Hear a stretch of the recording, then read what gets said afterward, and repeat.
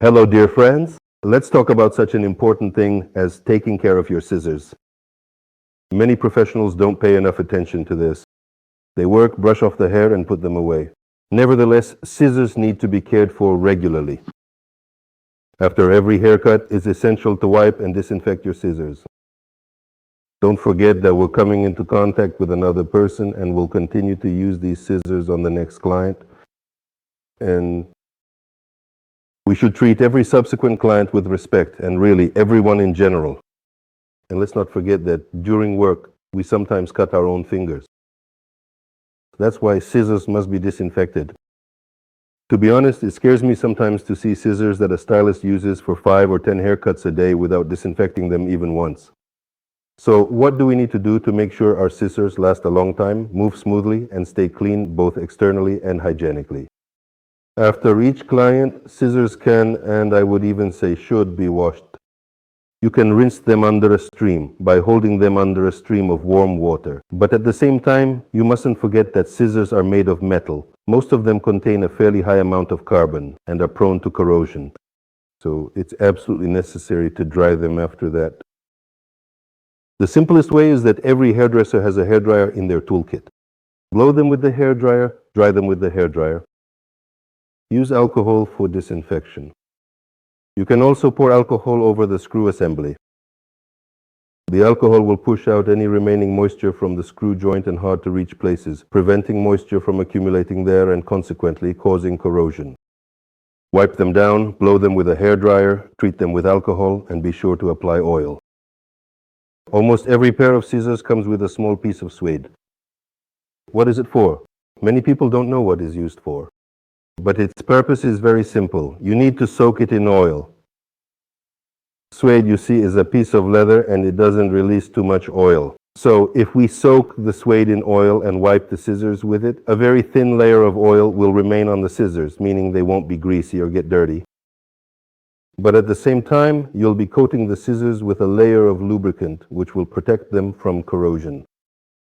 It's enough to lubricate the scissors with just a small drop, maybe once or twice a day, right here in the heel area. There's really no point in pouring oil into the screw assembly because it contains plastic inserts and washers for smooth movement. They're already quite well lubricated on their own.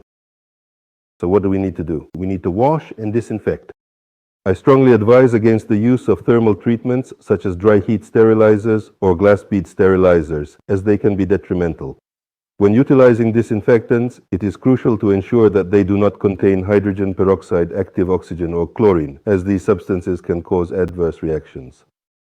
It can react very strongly, very aggressively with the alloy components from which the scissors are made and cause corrosion. Some professionals have learned from experience that after leaving their tools in a disinfectant solution, the next day the scissors were already unfit for use. That is, the cutting edge is very thin and it doesn't take much to damage it. Even a small onset of corrosion and the scissors will stop cutting. So what does this mean? Look for disinfectant solutions that are specifically designed for scissors. For scissors, or maybe for medical instruments, because I know that most hairdressers use broad-spectrum disinfectants, meaning they're used for floors and walls as well. It says on the label that it's for cleaning medical facility premises. This is not suitable for hairdressing scissors. Some companies produce disinfectants specifically for scissors. For example, a new spray has recently come out, a disinfectant spray that cleans, lubricates, and disinfects all at once. You can check it out from the company Ginkgo in their Life of Hair series. Oster also has a spray like this. The spray comes in an aerosol can. It was originally developed for maintaining blades in hair clippers, but I think it would work for scissors as well. I don't recommend using automotive products because I came across an online suggestion to use something called WD-40. It's quite an aggressive liquid and could also damage your scissors because it was originally designed for lubrication and removing rust. So you can assume that its composition is pretty harsh. In other words, when a bolt is rusted and needs to be unscrewed, that's what this product is for. It's meant for an auto repair shop, not a hair salon. You can visit the website of the company, Mir Desinfektsai, World of Disinfection. They have a very wide range of products. There you will find formulas that do not contain chlorine, or hydrogen peroxide. I have a photo of scissors that haven't been serviced for several years. In other words, no one washed or cleaned them. This is what they look like. This is the area near the screw. We can wipe the scissors everywhere, but this area remains hard to reach.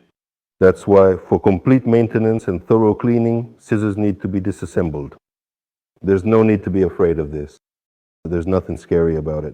Many professionals are afraid to even touch the screw, thinking that since it was adjusted at the factory, it should stay that way. No, that's a common misconception which is perpetuated by some sellers. Scissors need to be disassembled in order to perform a proper cleaning. Any screw assembly consists of 2 or 3 elements. If these are simple scissors with a minus-shaped screw, then there's just a single screw. But it's important to remember that this screw has a plastic washer, which I mentioned earlier. Try not to lose it. Remember that it's there. When unscrewing the scissors, keep in mind that this washer should be there, and after cleaning, it needs to be put back in place. Otherwise, the scissors will unscrew themselves on their own. I'm not trying to scare you, I'm just warning you so you don't run into any trouble.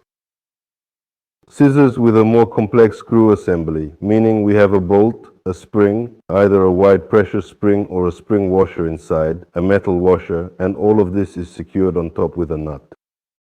So basically, it's a very, very small set of parts. There's really nothing you can lose there. Just be careful and don't do this over the sink. Disassemble the scissors separately at your workstation, lay out all the parts, wipe them down, and then carefully reassemble everything in reverse order. Adjust the scissors. After adjustment, the scissors should have this kind of tension. In other words, they shouldn't close on their own, but at the same time, they should move smoothly. So if you've tightened the scissors too much, it takes a lot of effort. So how do we adjust them after reassembly? That is, if we've put the scissors back together and they close on their own. Most manufacturers use adjustable screw assemblies that give a click or snap when turned. You can turn it 1 or 2 clicks and test it. The scissors still close on their own. We make a few more clicks. Now the scissors are set just the way we want, right? That is, they have the correct tension between the blades. Check if they're not too tight. If they're fine, we leave them as is. If they're too tight, turn 1 click back and check again. Now turn it forward several clicks, then another and another. And so on endlessly. Now we can see that the scissors are fixed in place. They're set in the right position, properly adjusted, and ready to use.